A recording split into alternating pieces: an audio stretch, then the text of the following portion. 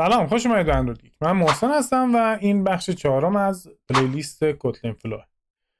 توی این بخش میخوام به شما یاد بدم چجوری از کالکت و لانچین استفاده بکنید. تفاوت بین اونا رو بهتون یاد میدم و شباهت هایی که دارن رو بهتون یاد میدم. کجا از این استفاده کنید، کجا از اون استفاده کنید رو بهتون یاد میدم و در نهایت هم قراره که با هم دیگه یه سری ترمینال آپراتور دیگر رو چک بکنیم و با اونا هم بیشتر آشنا بشیم. قبل از اینکه شروع بکنیم لطف کنید حتما این QR کد رو اسکن بکنید تا بتونید با من در فضای مجازی در تماس باشید. تمام آدرس‌های من داخل این QR کد هست و میتونید از طریق این QR کد بهشون دسترسی داشته باشید. ممنونم از وقتی که میذارید. بریم شروع کنیم. توی قسمت اول پلیلیست فلو اومدیم بدون رپوزیتوری درست کردیم. توش فانکشن داشتیم این سیمپل فلو. یه سری اعداد بین 1 تا 10 به ترتیب برای ما با فاصله زمانی هر 1 ثانیه ساخته میشد اینجا. بعد توی ویو مدل اومدیم اینا رو داخل این ویو مدل اسکوپ لانچ کردیم و داخل این تگ جایگذاری کردیم و نمایش دادیم. به این صورت بود که وقتی اجراش بکنیم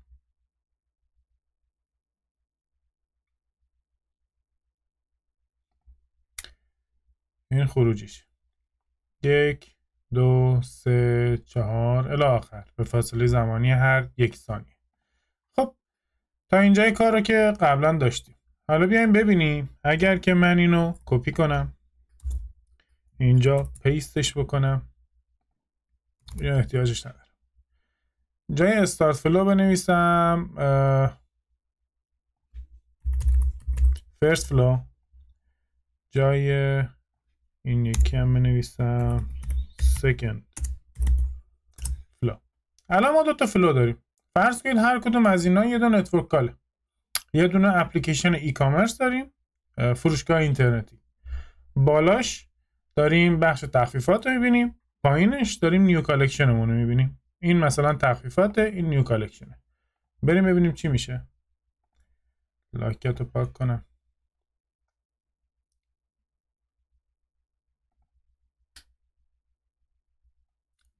فلوی اول شروع شد 1 2 3 4 5. الان من تخفیفا رو دارم میبینم ولی هنوز خبری از نیو کالکشن نیست.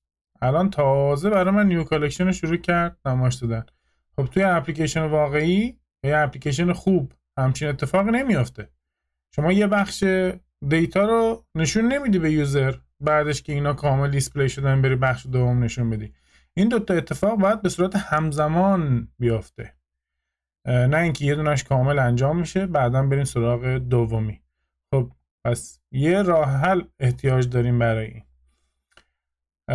تا زمانی که از کالکت استفاده میکنیم همینطور که میبینید اینجا کالکت در نیچرش در طبیعتش ساسپنده.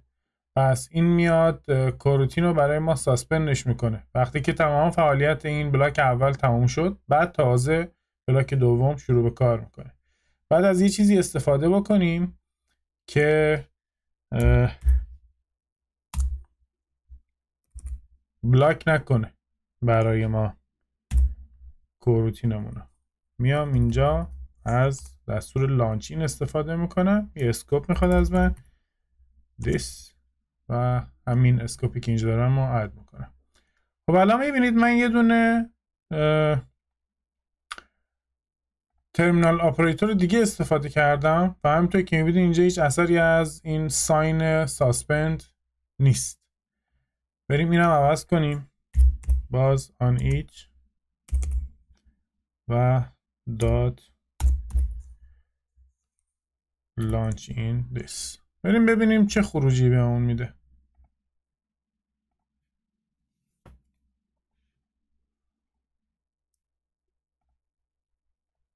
1 1 2 2 3 3 4 4 به صورت کاملا پارالل موازی همزمان داریم این 2 تا بلاک رو اجرا میکنیم و خروجیشو میگیریم و نمایش میدیم. پس این چیزیه که ما احتیاج داریم ازش استفاده بکنیم. خب لانچین چیه؟ ببینیم اینجا توضیحاتش چی نوشته شده. میگه که یه شورت هند برای اسکوپ دات لانچ توی آکولات فلو دات کالکت. خب دقیقا همون کار فلو رو برای من انجام میده، با این تفاوت که باعث میشه کoroutine ما بلاک نشه. حالا اینجا من میتونم از همین آنیش استفاده بکنم، بعد بیام اینجا جای لانچ این از مثلا کالکتم میتونم استفاده بکنم، کالکت با پرانتز، این کالکت نه دات کالکت فلو این هم باز دقیقا همون حالت کالکت اولیه است که از آکولاد استفاده میکرد. شما یه جایی هم اگر احتیاج داشته باشید میتونید به این حالت کدتون رو بنویسید. در نهایت همینطور که میبینید میگه که این یه شورت هنده برای کالکت با آکولاد، پس هیچ فرقی نداره با اون کالکت و همینطور که میبینید داخل ذاتش ساسپنده. کی بعد از این استفاده کنیم، کی بعد از این استفاده کنیم؟ من اگر باشم همیشه از همین لانچین استفاده میکنم، چون کالکت میاد ساسپند میکنه تریدمو، تا جایی که میتونید از کالکت استفاده نکنید. ولی مثلا اگر که یه جا دو تا نتورک کال این شکلی دارید، قراره که مثلا فرض کنید یه دونه اپلیکیشن آشپزی دارید، این قراره برای ما دستور پخت رو به صورت کلی بیاره یا مثلا عکس‌ها و تشکیلات اون غذا رو بیاره، این قراره برای ما زیر شاخه رو مواد لازم و مثلا دستور پخت استپ بای استپ برای ما بیاره. میتونیم اینو اول کال بکنیم، بعدش اگر قرار باشه به صورت حالا علمی تر بخوام توضیح بدم نه مثالی، رسپانس این نتورک کالمون قرار بشه پارس بشه داخل ریکوست دوم، میتونیم از این استفاده بکنیم، از کالکت استفاده بکنیم هر دوتاشو. یعنی یه نتورک کال داریم که کاملا غیر وابسته است به دومیه، ولی مثلا پاسخی که داریم دریافت میکنیم داخل نتورک کال اولو احتیاج داریم که بفرستیم برای سرورمون که نتورک کال دوممون برقرار بشه، اونجا میتونید از کالکت استفاده بکنید. پس تا جایی که میشه از کالکت کمتر استفاده بکنید. خب اینا دو مدل از ترمینال اپراتورها بودن. بریم یه سری ترمینال اپراتور دیگه بهتون نشون بدم ببینیم اونا چه. و اینجای ویدیو رو اگر دوست داشتید لطف کنید همین الان یه لایک بهش بدید و اگر که تا حالا سابسکرایب نکردید کانال لطف کنید دکمه سابسکرایب رو فشار بدید تا نوتیفیکیشن ویدیوهای بعدی هم براتون بیاد. اگر هم که دوست دارید من از نظر مالی حمایت بکنید میتونید از طریق لینک هامی باش داخل دیسکریپشن این کار رو انجام بدید، یا حتی میتونید برای من یه قهوه بخرید از طریق لینک کافیته، اونم توی دیسکریپشن هست. بریم ادامه ماجرا رو ببینیم. خب اینجا من یه سری برای شما مرتب کردم و گذاشتم، هر کدومش هم یه تگی گذاشتم اینجا براش. یه سری این پایین کامنت کردم که دیگه تایم ویدیو طولانی میشه، اینا رو من دیگه اصلا نشون نمیدم بهتون، خودتون میتونید چک بکنید. یه دونه فلو من درست کردم توی بخش قبلی، توی پارت سوم فلو آف رو بهتون نشون دادم. یه دونه لیست داریم ما که اگر همینو کالکتش بکنیم فلو آف رو میاد دونه دونه 5 2 3 4 5 دونه دونه برامون نمایشش میده.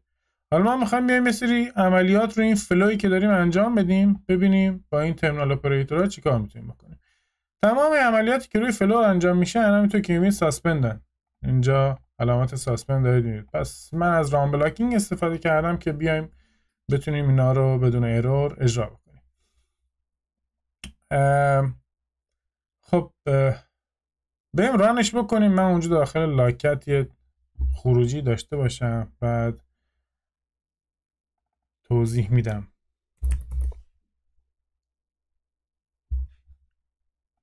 چه اتفاقی داره میفته.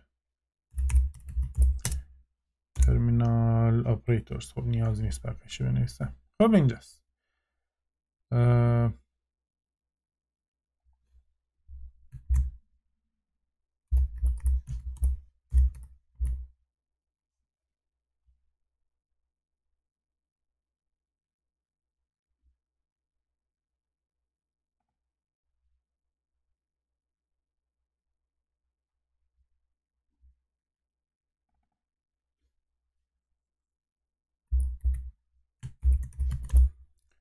تو لیست اینو پاکش کنم از اول رانش کنم.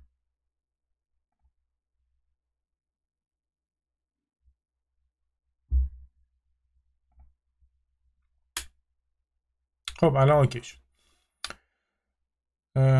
میگم جمعش کنم اینو بالا مشخص بشه. من یه دونه فلاف گفتم درست کردم، یه دونه فلا بین سه تا عددی که اینجا داریم.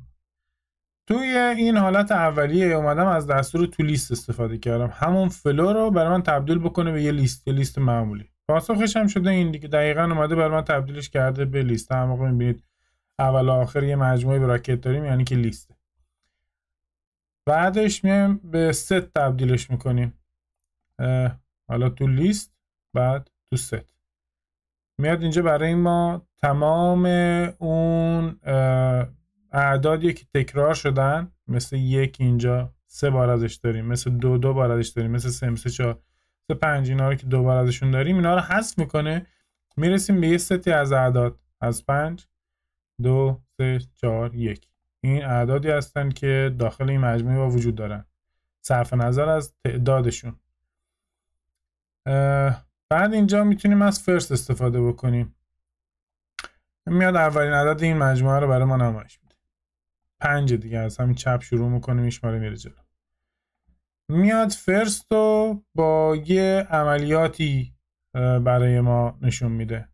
ولی می عملیاتی انجام میدیم، بعد اون خروجیش هرچی بود اولین رقمش رو برای ما نشون میده. خب اینجا اومدیم از فیلتر استفاده کردیم، گفتیم تمام اعدادی که بالای 2 هستن، بزرگتر از 2 هستن رو برای ما در نظر بگیر، اولیش رو برای ما نمایش بده. همون اولین عددی که بهش برخورد کرده 5 بوده، بزرگتر از 2 بوده، همون رو برای ما نمایش داده اینجا. بعدش ریدیوس رو داریم. ریدیوس میاد چه کار میکنه؟ میاد اعداد این مجموعه رو دونه دونه میگیره داخل این اکومولاتور میشینه، بعد عدد دوم میاد داخل ولیو میشینه. بعد اینجا من بهش گفتم که بیا اکومولاتور رو با ولیو برای من جمع بکن. نتیجه این عملیات دوباره میاد میشینه داخل اکومولاتور و عدد بعدی میشینه داخل ولیو. پس اول کار که شروع میکنیم اینجا داریم 5، اینجا داریم 2، بعد جمعشون میکنه با هم حاصلش میشه 7. بعد 2 رو برمی‌داره میذاره اینجا، 7 رو میذاره اینجا، 2 7 جوابش میشه 9. 9 رو میذاره اینجا، 3 رو برمی‌داره میذاره جای ولیو، 9 و 3 میشه 12. تا انتها همه رو با هم دیگه جمع میکنه، حاصل جمع تمام این اعداد با هم دیگه میشه 31. و در نهایت فولد داریم. توی فولد اومدیم همین کاری که اینجا هست انجام دادیم، با این تفاوت که اولش اومدم یه فولد گذاشتم به جای این ریدیوس و یه دونه اینیشیال نامبر گذاشتم، یه دیفالت ولیو گذاشتم، یه مقدار اولیه بهش دادم. گفتم که بیا داخل اکومولاتور برای من بذار 6، بعد دونه دونه بیا اعداد بذار داخل ولیو با هم دیگه جمع بکن. همونطور که میبینید اینجا یه 6 که اول من دادم بیشتر از اینه. جوابش هم شد 37 دیگه. اینم از این. بقیه هم خودتون میتونید سورس کد کپی کنید و این آن کامنتش بکنید و ببینید دیگه. میاد فیلتر میکنه، بعد این با این عکس هم دیگه هستن، میگه که اگر که نبود بیاد برای من این کارو بکن تا الی آخر. اینم یه سری از ترمینال اپراتورهای هستن که حالا چند تا مثال بودی که میتونیم روی یک فلو اعمالشون بکنیم و از فلو استفاده بکنیم. خب دوستان چطور بود ویدیو امروز؟ خوشتون اومد؟ براتون مفید بود؟ اگر که دوستش داشتید لطف کنید همین الان بهش یه لایک بدید تا کمک بکنید الگوریتم رو بشناسه و به آدمای بیشتری هم معرفیش بکنه. حتما ویدیوها رو با دوستاتون به اشتراک بذارید و اینکه اگر که تا حالا کانال رو سابسکرایب نکردید لطف کنید همین الان دکمه سابسکرایب و زنگوله رو بزنید تا از ویدیوهای بعدی هم با خبر بشید. ممنونم از وقتی که میذارید. مخلص. خدا نگهدار.